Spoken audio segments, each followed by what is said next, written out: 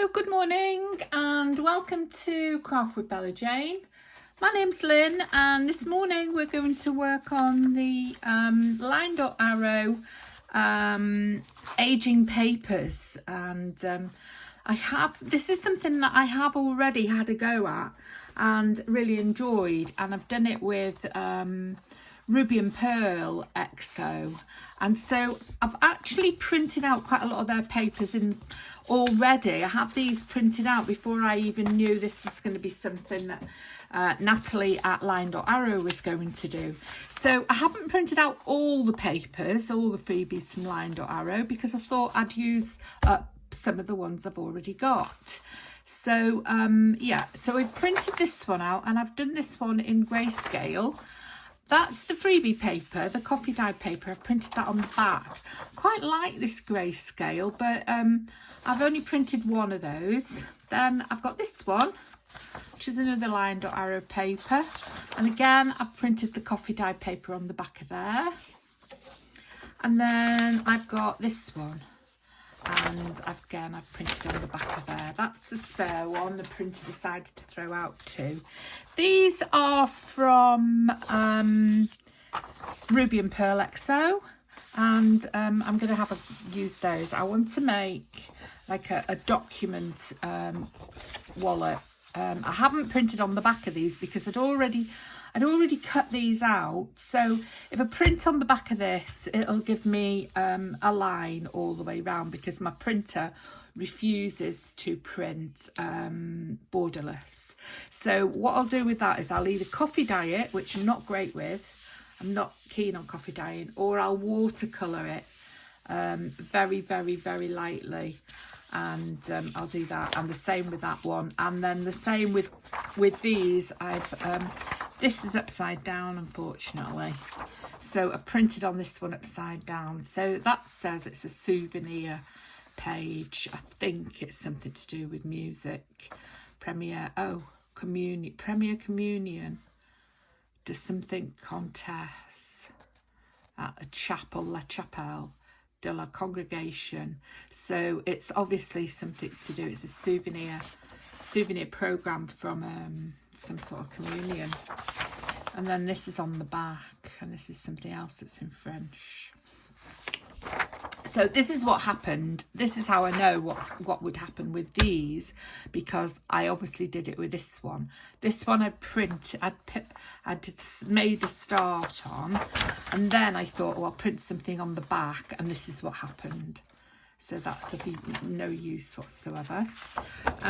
There's an envelope. Now I've printed this on paper. This paper is too thick. This is about 120, so it's too thick. And again, these I printed on paper that's too thick. And then I've printed these, but I'm not keen on these because they're too dark. They're really, really dark. There's another one. Very, very dark. I don't like the browny orangey colour. This one, I've already done one of these. And I really, really like them. But again, this one is printed on paper that's probably too heavy. That's a smaller version of that one. That's a grayscale that I thought I'd try, but it's not really very good. What I was looking for was the whiteness, like this, the whiteness, but I think it's about the printing. The lighter ones you get, it depends on the actual print itself. So that one's all right. Again, these are too heavy. See, too heavy for what I want. I'll find that one and bring it to show you. That's okay. These are on cheaper 80-gram paper, so these are all right. Deliberately printed that on hard because I want that as an outside cover. So that's going to be an outside cover, and then pin the documents to that. So that's okay. And then these are the ones I printed this morning, printed them on cheap 80-gram paper. So those are okay. So out of these, I'm going to use the line.arrow papers. These, even though that's printed on the back. And then these are no good. These are too... I will use these, obviously, but not for what I want to do today. So I'll keep these to one side. and I will work with these. Now I'll just go and get the letter that I've already done. Okay, so I've just popped in at the middle before I show you that, before I show you this, to show you how I've done these. These are the Natalie line dot arrow papers. So I've worked on these and roughed them up a bit, put some holes in them and some rips, and then used my distress ink to make them look really scruffy. And then I folded them all together, and of course every time I fold them they get different fold lines, which adds to the authenticity of them, doesn't it? So there we are. So that's those, and now I'll show you how to make this one.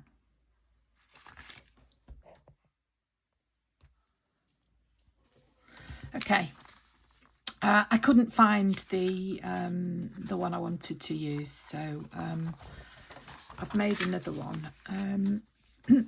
Now I haven't done anything to it yet except folded it. Oh, I put a stamp on it because they couldn't see the stamp that was on it. So it just folds. These old-fashioned letters just fold like this. So all I've done is I've just use some. Now what would happen is this would be a letter, it would be written inside, and then it would be sent off, and then they are different. Some fold in and some fold that way, some fold that way, and then these ends fold into each other like that.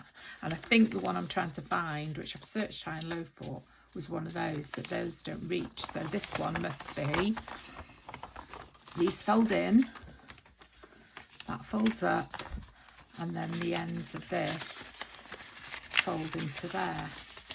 And then the person reads it over and over again. So that's how they get crumpled, and they get, you know, so that they look old.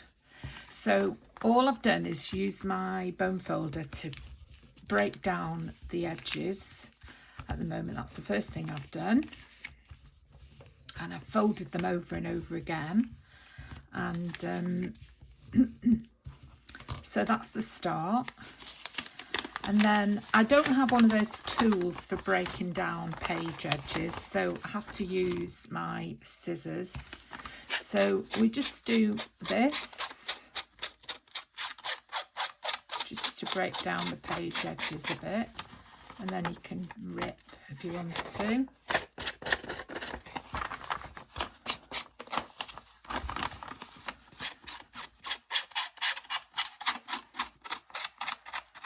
As I say, I watched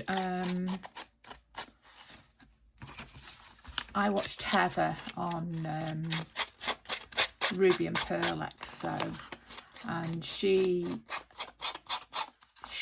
has a mentor, which I'm sure everybody's heard of, called Angie, and she's copied her instructions and what she has sent her, and so I just copying what she's done. Now I'm not a fan of the huge fold it up into a ball and give it a, you know, a good crinkle. I'm not keen on that because I don't think that would happen in reality. So I'm more keen to do things like that. And so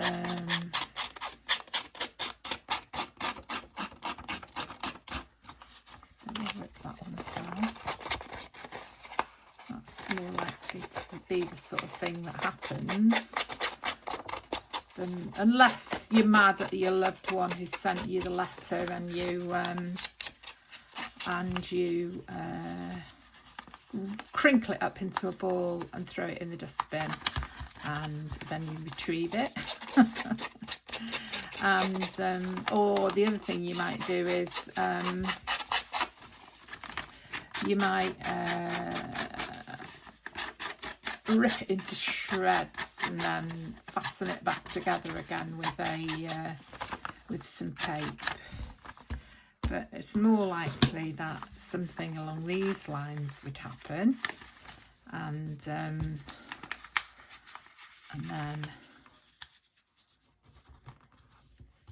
you would take that.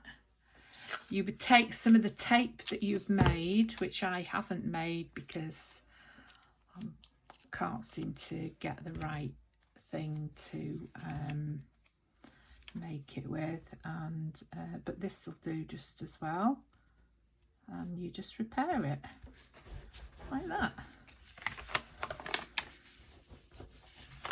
And then you've got this authentic bit here, which is also just fine.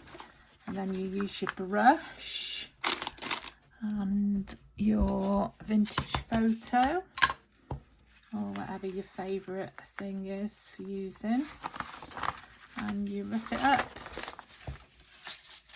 Now there's a big fly blue bottle thing just decided to enter here for some reason.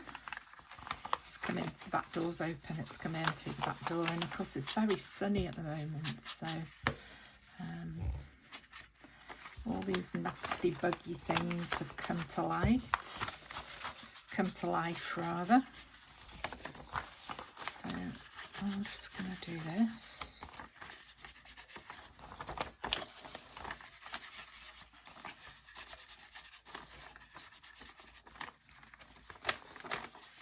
Now you can see that what I did, there's 2 lines there, because I couldn't get it to fold. I used the lines that were on the printable.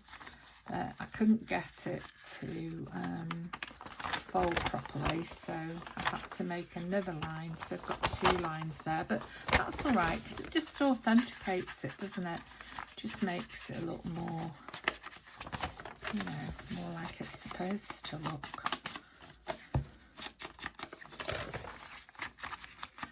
You don't have to get covered in ink doing this as well.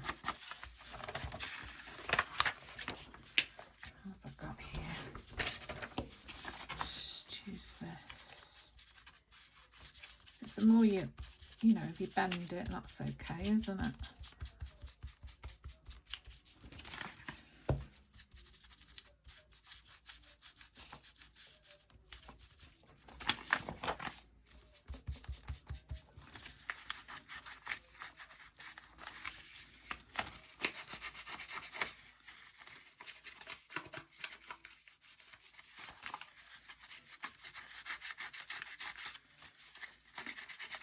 Now I've spent the morning searching. I've got an envelope with stamps in. I wanted to put an authentic stamp on, but I can't find them. I don't know where they are. I had a big clean up and a tidy up in here, and can't seem to find anything now. Well, I can find quite a lot of things actually, but you know, there's some things I just can't find, so I don't know where they are. But sometimes the scruffier you are, and the more things you have in tatty boxes and things, the easier they are to find. But I've not managed to find the stamps.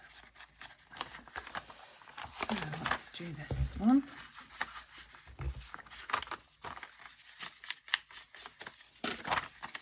See what I mean about the thinner paper? It just lends itself to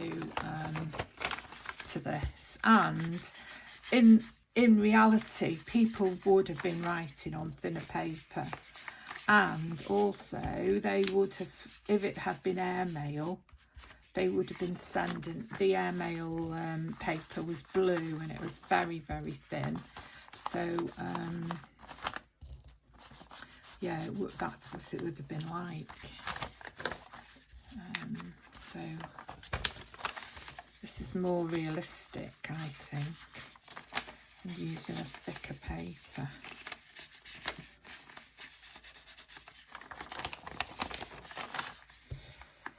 So I don't know what this is going to turn out like, but I'm just going to put some brown on it.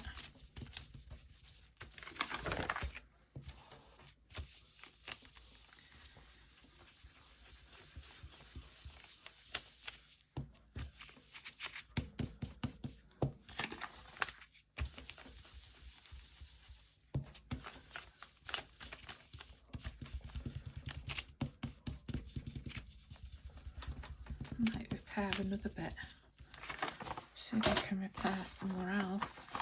Right, so what Heather did was she used a paper clip to make some holes. So I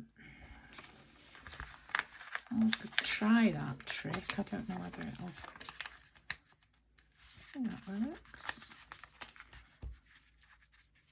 I think it's the brush.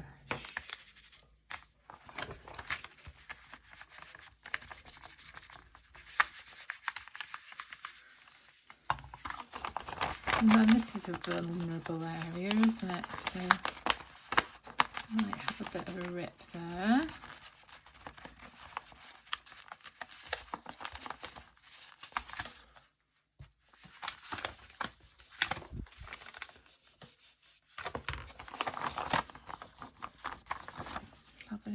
Where's the paper clip? I might find that this is a vulnerable area as well, being being like that.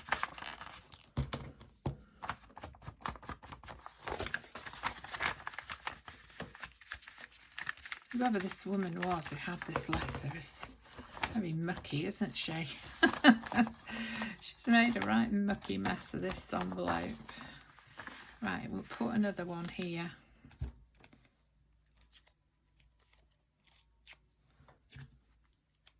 I'll just put a smaller bit.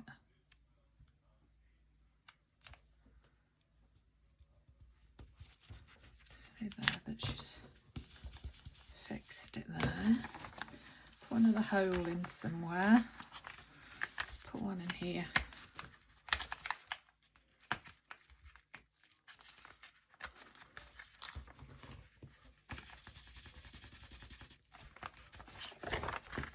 Oh, I've put it on the address. Right, so that's a start anyway. I don't think it will be worse than that. I think that's about as bad as it's going to get, isn't it? So let's fold it up again. It's looking pretty grungy. Put that in there.